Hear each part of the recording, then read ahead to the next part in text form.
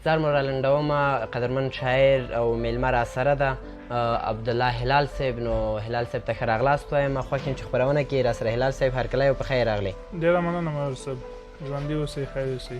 زه هم خوشحاله یم چې ستاسو په خپرونه کې مې ګډون کړی دی. ډېره مننه کوو هلال صاحب چې راغلی تر دې ځایه او خپرونه کې برخه راسره اخیستې ده. نو د خپرونې پیل دی او د تاسو په ژوند اشعارو بغږیږو. لومړی کې راځو ستاسو شاعري ته. څه موده کې شعر او شاعري کوئ؟ تقریبا د اته اوه کالو په شاوخوا کې به دومره وخت به کېږي چې ما شعر او شاعرۍ ته وخت کړی. واته کاله واقعا چې ډېر زیات عمر دی، نو مطمئن یم چې ښه شاعري به کوې او خوږ غږ خوږ انداز لري، ښه پیغامونه راخلي تر کومه ده چې مونږ ستاسو شاعري مطالعه کړې ده، خو اوس به لیدونکو ته هم واوروي شعر او شاعري دی. نو څه باعث څه دلیل او انګېزه شوه چې تاسو شعر او شاعري پیل کړئ؟ یو خو مهر صاحب د وطن د مخالف مې چې لیدلي بس دې ته مجبور کړم چې شعر او شاعرۍ ته مخه کړم. والا د ژوند مشکلات او دردونه واقعا چې ډېر زیات وي، هر انسان یو خپل درد لري او یا د وطن یا عاشقانه یا یو څه درد یو څه انګېزه حتما لري او د هغې باعث کېږي چې شعر او شاعري ته راشي. نو ستاسو د وطن ناخوالې او دا مشکلات باعث شول چې شعر او شاعري پیل کړئ او زیاتره شاعري به هم د وطن په اړه وي. زیاتره شعري مې د وطن په اړه ده. ډېر ښه. هلال صاحب څه به درنه اورو؟ یو غزل څه درنه اورو، بیا به هم نورې قصې در سره کوم. مهر صاحب یو غزل دی، ارشاد. البته کتابچه کې مې لیکلی وایي په زړه مې مږ دی د نفرت لاسونه. په زړه مې مږ دی د نفرت لاسونه. مننه مهر صاحب. وایي په زړه مې مږ دی د نفرت لاسونه او راکړه د مینې محبت لاسونه. واه. او چې دې بدرنګ ژوند ته ښکلا ډالۍ کړو. چې دې بدرنګ ژوند ته ښکلا ډالۍ کړو، راځئ چې ورکړو د وحدت لاسونه. واه څومره ښه. او چې پر مظلوم باندې بیا پورته نشي.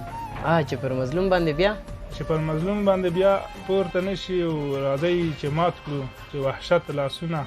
څه زبردست. او زړه به مې ودرېږي او ساه به ورکړم. زړه به مې ودرېږي او ساه به ورکړم. که واخلي مور د شفقت لاسونه او د دې وطن د سوکالۍ په خاطر رب ته کړئ جګ صداقت لاسونه. او هلال به څنګه وایه چوپ پاتې شي. هلال به څنګه وایه چوپ پاتې شي چې راتړي څوک د غیرت لاسونه. ډېر زبردست، ډېر خوندور. واقعا چې خو غزل مو وویل ډېر خوندور و. هلال صاحب څومره غزلونه دي لیکلي دي په دومره وخت کې چې ته شعر و شاعري کوې؟ تقریبا د 300 شاوخوا یا هم د 300 شاوخوا اوښتې وي. آیا کوم چاپ شوي یا ناچاپ شوي اثار لرئ؟ نه خیر تر اوسه پورې داسې کوم تصمیم لرئ آینده کې کوم کتاب چاپ کړي؟ تصمیم خو مې دی، نو ګورو به چې څنګه کېږي. انشاءالله مونږ هم لیواله یو چې ستاسو غوندې ځوانو شاعرانو کتابونه راشي، مونږ یې ولولو، تر مونږ او تر لیدونکو پورې ورسېږي. لیدونکو نو واقعا چې هلال صاحب خوږ شاعر او لیکوال دی، نو تاسو یې غزل واورېدلو، نور کیسې به هم ورسره کوو. خپرونې تر پای شي به زموږ سره پاتې شئ. نو هلال صاحب تاسو نه مو یو غزل هم واورېدو، د ژوند په اړه مو هم کیسې در سره وکړې او د دې تر څنګ شعر کې کومه برخه کې زیات کار کوئ؟ د وطن په باره عشقي شاعري، مور او پلار ته حماسي، کومه برخه مو زیاته شاعر و شاعرۍ کې راخیستې ده؟ مهر صاحب شاعرۍ کې ما هرې برخې ته کار کړی، خو زیاته چې د وطن لپاره مې ډېر کار کړی. ډېر ښه. د وطن لپاره مې شعرونه لیکلي او غزلونه مې لیکلي. ډېر ښه. خوښ یو هلال صاحب واقعا چې نور غزلونه به هم درنه اورو عاشقانه او د دې تر څنګ وطن په باره. نو راځو ستاسو شخصي ژوند ته. واده مو کړی او که نه، او څو کلن یاست؟ واده خو مې تر اوسه پورې نه دی کړی او عمر مې شاید 23 شاوخوا. 23 شاوخوا. تصمیم لرئ واده وکړئ؟ نو طبعا د ژوند یو مهمه بالکل دغه خو ده. نو د دې تر څنګ یو بل شعر هم درنه اورو، غزل راته وایي که نظم راته وایي خوښه ستاسو؟ نو مهرباني. یو بل غزل دی مهر صاحب، مهرباني. البته دا هم د وطن په اړه دی. ارشاد. وایي ټوپکه بس دی نور دا ستا هم ماتېدل دي په کار.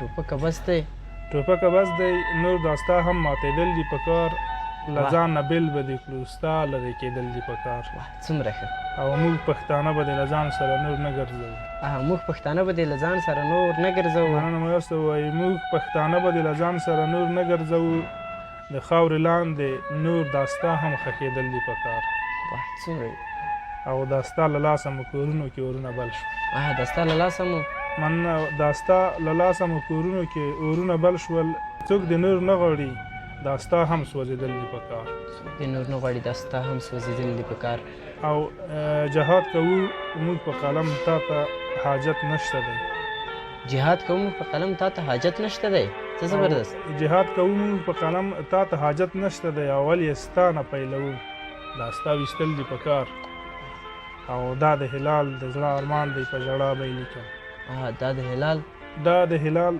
د زړه ارمان دی په ژړا به یې لیکم جنګ مو نور بس دی نور د سولې راوستل دي په کار واه ډېر خوندور ډېر زبردست هلال صاحب نو یو بله پوښتنه هم درنه کوم بیا هم غزل درنه اورم غزل ته به زیات وخت ورکوو ځکه دا خپرونه اصلا ادبي خپرونه د شعر او شاعري ته ځانګړې شوې ده کله مو مینه کړې او که نه نو ژوند دی خامخا نو مینه خو پکې راځي مینه پکې راځي بې مینې ژوند نه کېږي نو ژوند باید په مینه خوشحالۍ او خندا تیر کړو نو هلال صاحب ورځو بل غزل درنه اورو بل غزل دی معاف صاحب ارشاد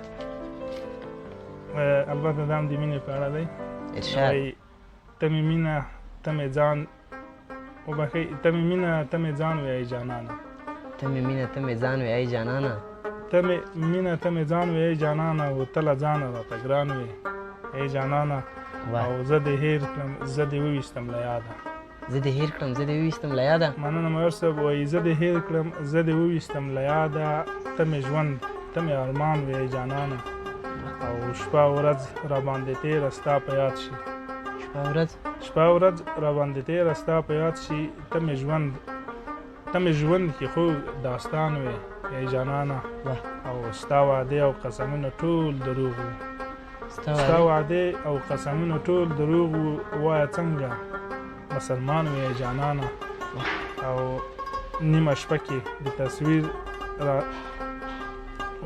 وایي نیمه شپه کې د تصویر راځنې غواړي نیمه شپه کې د تصویر راځنې غواړي ته زما د زړه درمان وې ای جانانه او د هلال خبره ښه په غور واوره د هلال خبره ښه په غور واوره ډېر زبردست د هلال خبره ښه په غور واوره ته مې خوښه په ایمان وې ای جانانه ته مې خوښه په ایمان وې ای جانانه نو واقعا چې ډېر خوند یې وکړ ډېر زبردست او ډېر ښه راځو ستاسو غزلونو شمېر دومره و اسعار مو لاندې چوپ کړي په نظم کې څنګه نظم ته مو لږ کار کړی او که ډېر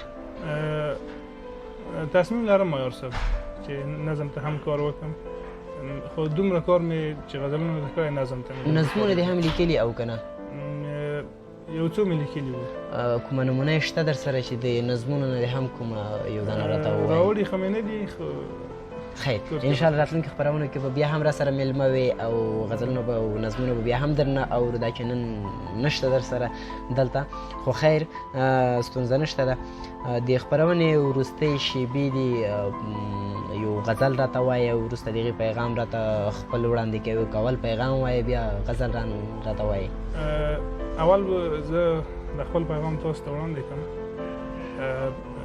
پیغام مې هېوادوالو ته دا دی چې ماشومان د تعلیم ته وهڅول شي او دا چې نوروز را روان دی او نوی کال را روان دی باید د وطن د ښېرازۍ په خاطر د وطن د سمسوریانو لپاره هر کس یو دانه نیالګی کېنوي چې دا زموږ ستاسو یوه ایماني وجیبه هم ده ډېره مننه کوو ورځو غزل درنه اورو نو مهرباني یو بل غزل د مایار صاحب وایي ځینې کسان وي لکه شمع غوندې ځینې کسان وي لکه شمع غوندې ځینې کسان وي لکه شمع غوندې او ځینې دوستان وي لکه شمع غوندې لړنګو لارو به دې ساتي مدام لړنګو لارو به دې ساتي مدام ځینې یاران وي لکه شمع غوندې او ستا د سکون لپاره ځان سوځوي ستا د سکون ستا د سکون لپاره ځان سوځوي او د استادان وي لکه شمع غوندې څومره او په ښه او بده کې دې نه هېروي په ښه او بده کې دې نه هېروي ځینې خپلوان وي لکه شمع غوندې مګر څه وایي د ځینو د بنیاد ورک شي خو ځینې مشران وي لکه شمع غوندې او ورباندې ښکلی دی وطن هلاله ورباندې ښکلی دی وطن هلاله ښه شاعران وي لکه شمع غوندې ښه شاعران وي لکه شمع غوندې. واقعا چې ډېر زبردست و ډېر خوندور و. ډېره مننه کوو هلال صاحب چې راغلی خپرونې ته خوښ یو نو پیغام مو هم ستاسو واورئ غزلونه مو در واورئ په ژوند مو کیسې در سره وکړي. تل همداسې سرلوړي آباد او سوکاله اوسئ. مننه ژوندي اوسئ. ډېرو قدرمنو لیدونکو او اورېدونکو دا وه زموږ نننۍ خپرونه. ډېره مننه کوم چې تر دې دمه زموږ سره پاتې شوئ تر بلې خپرونې چې زه شهزاده مهر ستاسو چوپړ ته حاضرېږم. ښه وخت درته غواړم. وروستیو کې بیا هم د باختر رسټورانټ نه ډېره مننه کوو چې زموږ خپرونې سپانسرشیپ یې اخیستی. تاسو هم کولی شئ دلته راشئ د دوی له مختلفو وطني خوړو څخه خوند واخلئ.